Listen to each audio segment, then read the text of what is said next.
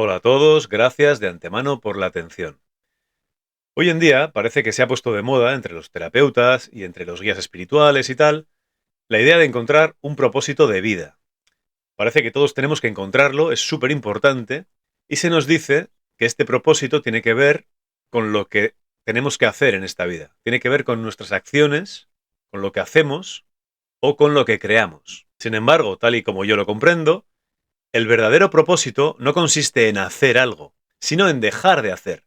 Dejar de hacer todas esas cosas que no nos gustan, que nos alejan de nosotros mismos, que llevamos a cabo por miedo, por deber o por la necesidad de agradar a otros, porque si nos fijamos un poco, muchas veces actuamos para que nos valoren los demás, porque es lo correcto, porque pensamos que es lo que se espera de nosotros. Es falsedad, es por la imagen que damos, por quedar bien. Yo he sido profesional de esto.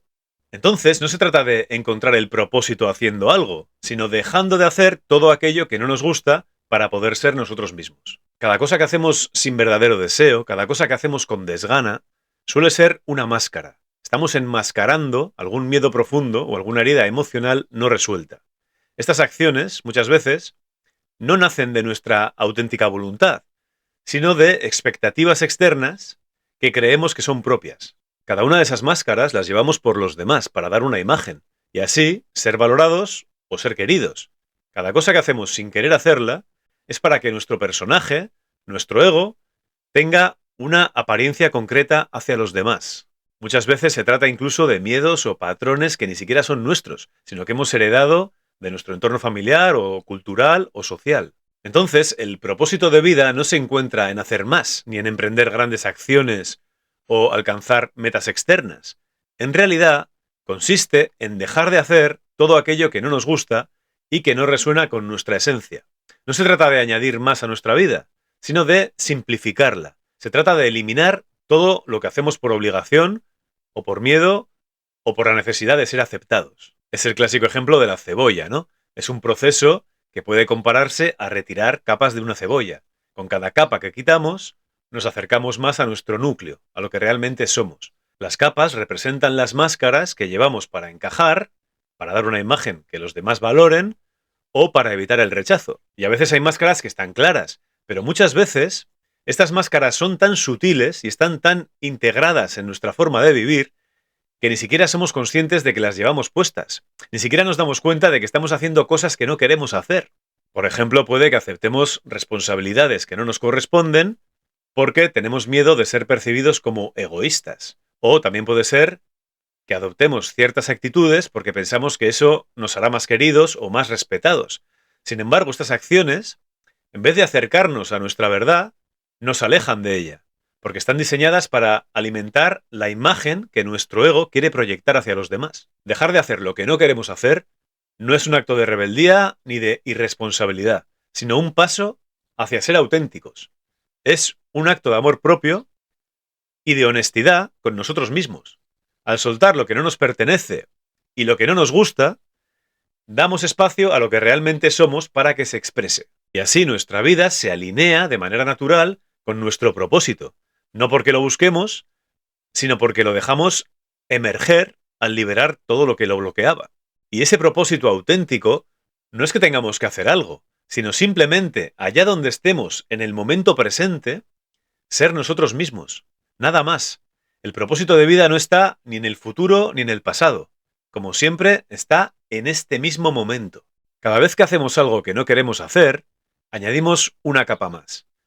Estas capas se construyen a lo largo de los años, creadas por esas expectativas del ego para ocultar los miedos y las heridas. Dejar de hacer aquello que no resuena con nosotros es como quitar esas capas una a una, hasta revelar lo que siempre hemos sido. Seres completos, tal y como somos, sin necesidad de máscaras. Y no hay ningún objetivo que alcanzar. No necesitamos encontrar un propósito que llevar a cabo, sino que aquello que sea lo que estés haciendo, en el momento presente, si lo haces siendo tú mismo, ya es el propósito. El propósito es ser uno mismo. Eso es todo. No hay a dónde ir, porque eres todo, incluido cualquier sitio al que pudieras ir. Entonces, según muchos terapeutas, necesitamos encontrar el propósito de vida. Pero la vida no responde a lo que creemos necesitar, sino a la frecuencia vibratoria en la que vivimos. Es decir, esto no tiene que ver con deseos o metas concretas, sino con el estado emocional y mental que sostenemos. Si vibramos en la necesidad, tendremos más necesidad. Si vibramos en la plenitud, manifestaremos plenitud. Por ejemplo, cuando intentamos llenar vacíos internos con logros externos, resulta que nos mantenemos en una sensación de insatisfacción. ¿Y por qué pasa esto? Porque seguimos vibrando en una realidad de carencia. En cambio, cuando dejamos de buscar y aceptamos que no necesitamos nada externo para sentirnos completos, nuestras circunstancias cambian. No porque la vida nos dé lo que queremos, sino porque nuestra percepción se transforma y de repente sentimos estar en coherencia con lo que realmente somos. O sea, cuando estás necesitando algo, vibras en esa realidad de necesidad y es eso lo que se manifiesta, la necesidad.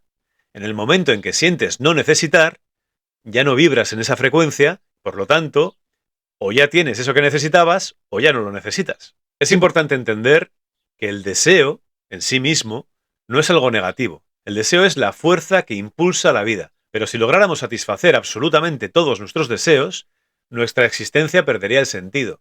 La chispa de la vida está precisamente en la insatisfacción. Es lo que nos hace buscar siempre eso que nos hace falta equilibrar, esa experiencia que no hemos completado. Como siempre digo aquí, el alma guarda toda la información electromagnética que hemos ido integrando a medida que expandimos nuestra consciencia.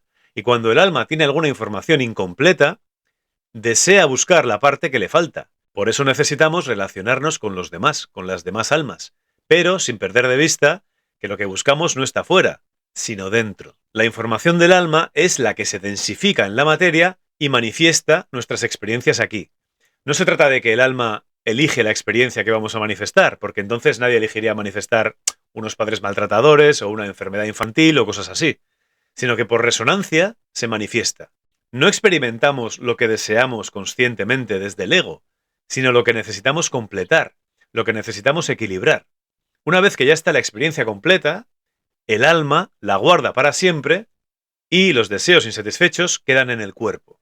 Al morir, lo que encarna es todos esos deseos insatisfechos. El resto de experiencias, ya equilibradas y ya integradas, permanecen en ti, pero en el inconsciente, no en el cuerpo. El cuerpo se configura en función de los deseos que te quedan por satisfacer, en función de estos desequilibrios. Y por eso, según vas siendo más consciente, tienes más acceso a información inconsciente, porque se va acumulando en tu alma que cada vez es mayor. Pero el cuerpo sigue con sus desequilibrios y sus deseos. Si no, no encarnaría. Por eso el cuerpo, el personaje, solo está aquí para experimentar lo que es, no para evolucionar ni nada. ¿Y cómo se detectan estos desequilibrios? Con el dolor. El dolor es un mecanismo inherente al mundo tridimensional. Es como un termostato para vivir aquí. Igual que un termostato mide la temperatura, el dolor mide los desequilibrios en nuestra vida. No es un enemigo, sino un mensajero que nos muestra qué aspectos de nuestra vida necesitan atención. Entonces, cuando algo nos molesta profundamente, el dolor nos está señalando una herida no integrada o una capa de nuestra personalidad que no es auténtica. Tal vez hacemos algo solo para cumplir con las expectativas ajenas o porque tenemos miedo de ser rechazados. Pero este deseo de aprobación no define quiénes somos. Lo que verdaderamente nos define es aquello que nos incomoda de cómo los demás nos perciben. Esa molestia es un reflejo de lo que aún no hemos integrado en nosotros mismos. En cualquier caso, cuando algo nos duele, tenemos que mirar hacia adentro y cuestionar esas acciones o esas creencias. Aquí hay una verdad poderosa, y es que todo lo que nos incomoda es una oportunidad para conocernos más profundamente y taumatúrgicamente transformar nuestras heridas en comprensión. Nuestro estado natural es la paz y la alegría. Lo podemos observar en los niños pequeños o en los animales.